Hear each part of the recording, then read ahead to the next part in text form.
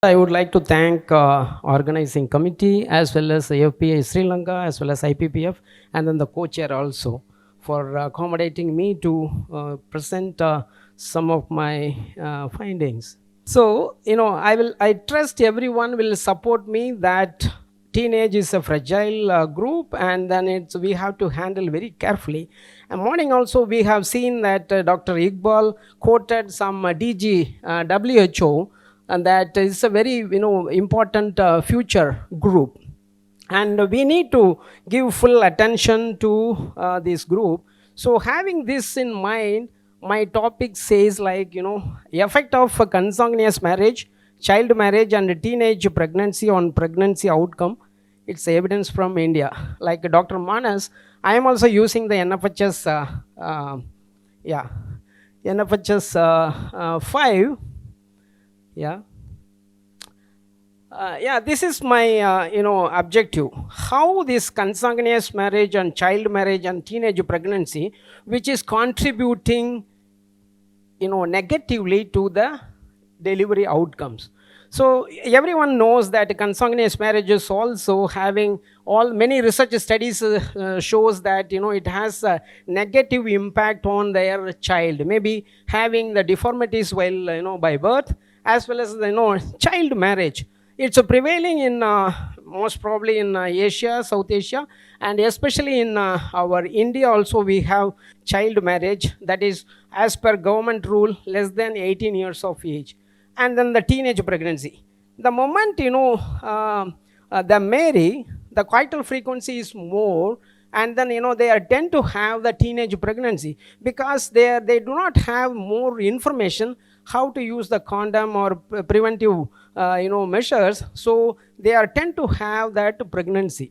So that's why all this consanguineous marriage also negatively impacting, as well as a child marriage and then the teenage pregnancy. Definitely it is going to affect our delivery outcome. Maybe it's a first delivery, or even the consecutive deliveries also. So as I said, I am using the NFHS file like Dr. Manas, and then in my study sample size is 5462, and you can observe this thing, my focus is a 15 to 19 group, but NFHS 5 has 15 to 49. It's 7 lakh plus sample size, but I reduced and then filtered for my understanding my analysis. It comes around 5000 plus. So what I did, I have to understand how this consanguineous marriage, child marriage, teenage, how they are correlating each other. So there are some couple of questions related to this consanguineous and child marriage, teenage marriage, and then I have dichotomized these variables into, for my convenience purpose, 0 and 1, and then I try to implement our chi-square method to understand the association between these variables, and how it is going to affect child loss. And then I used univariate, bivariate, bivariate logit regression. And here you can see what happens without no schooling. It's impacting their childbearing, because without any education, I think they are tend to have coital frequency more, as well as the childbearing in the early ages, which is going to disturb their whole health thing. And then it's more in scheduled tribe also, like 9% in my study. And with the combination of consanguineous child marriage, teenage marriage, it's affecting their first child.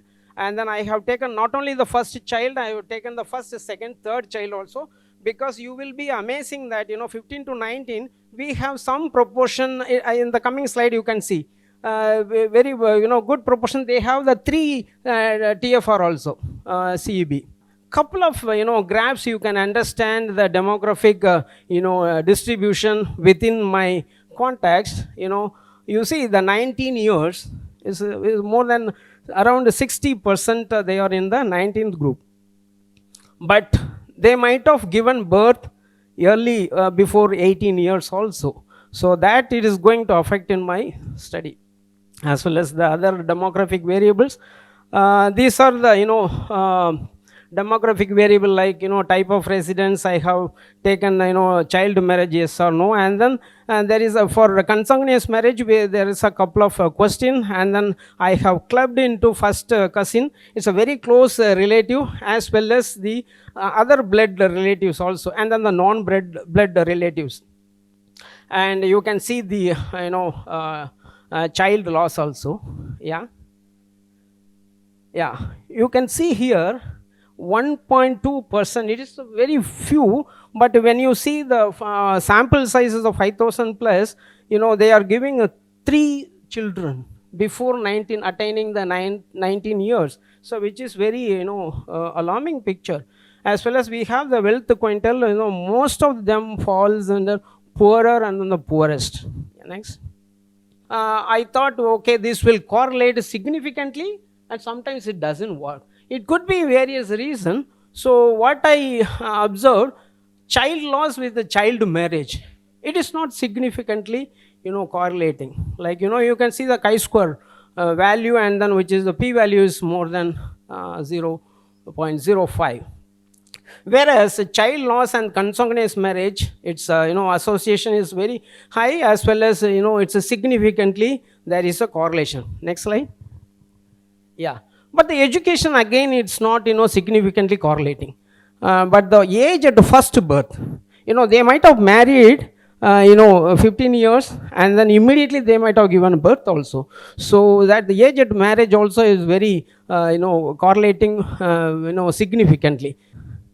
Yeah, see here, what happens when we do the logistic regression, we have the omnibus test, which shows high significant. Yeah, thank you. Highly significant, the model has the significant to the child loss, and the variation between the 0.5 to 1.8 variation. And then the accuracy classification, we have the classification table where we got the PAC as 96%, which is very good. And then the Hosmer-Lamshaw test shows the insignificant, which is very important. It should not be a significant one, it should be insignificant, so that your model is best fitted.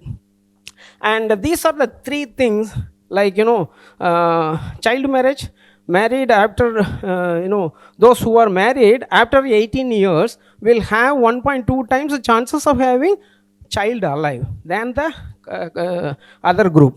And similarly, the next one is the consanguineous marriage.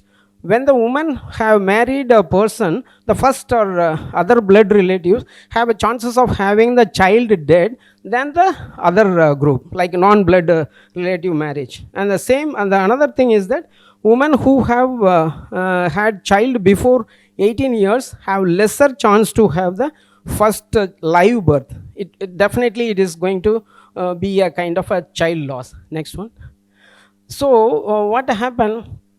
We have to give more education on about the consanguineous marriage, as well as the child marriage, as well as the teenage pregnancy. They are very difficult to handle, and then we have to give the more awareness to give all these meaningful points. And then we have to reduce our poverty, as well as the education we have to give, so that they will drag their years concentrating on education, and then the onset of age at marriage will be higher, so that everything will be reduced. So these are the recommendations. Actually, we have the government law, but the implementation will be a difficult thing. So we have to have a kind of monitoring well, and then we have to implement this thing in a proper way, so that the age at marriage should be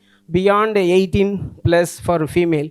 And in India, everybody knows, many people may know that Gauna is there, so that also should be avoided, so that the teenage child marriage will be avoided.